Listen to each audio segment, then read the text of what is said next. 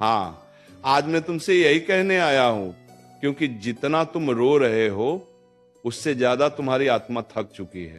तुम सोचते हो कोई नहीं समझता, कोई नहीं सुनता, कोई नहीं देखता, पर क्या तुम्हें पता है, जिसने अर्जुन को युद्ध भूमि में कांपते हुए देखा था, जिसने द्रौपदी के आंसू गिने थे, जिसने सुदामा की खाली मुट्ठी में भी प्रेम देखा था, वही श्री कृष्ण आज भी तुम्हें देख रहा है।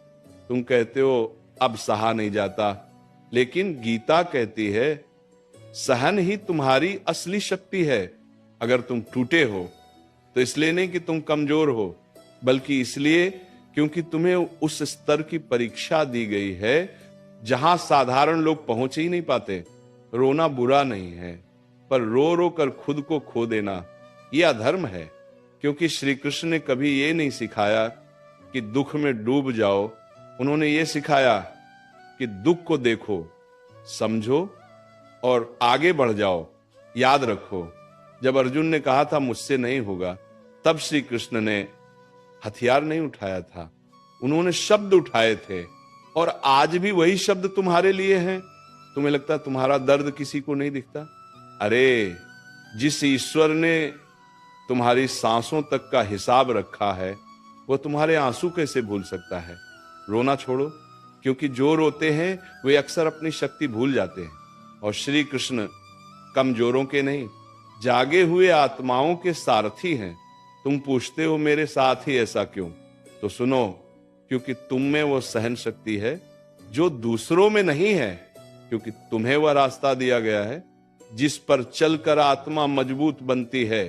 गीता कहती है जो तुम्हें तोड़ने आता है वही तुम्हें गढ़ने भी आता है।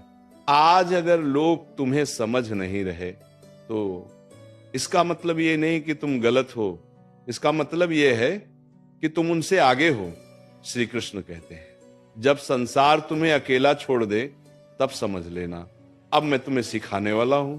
यही कारण है कि दुख तुम्हें अकेले में मिलता है और सफलता सबके सामने।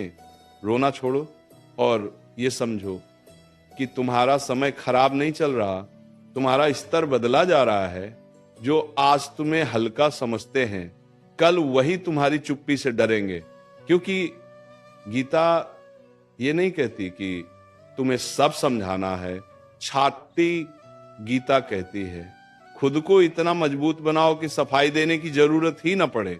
अगर तुम्हारा मन बार बार टूटता है तो इसका मतलब ये नहीं कि तुम कमजोर हो, इसका मतलब ये है कि तुम्हारा मन अब सच देख रहा है, और सच हमेशा दर्द देता है पर वही मुक्त भी करता है।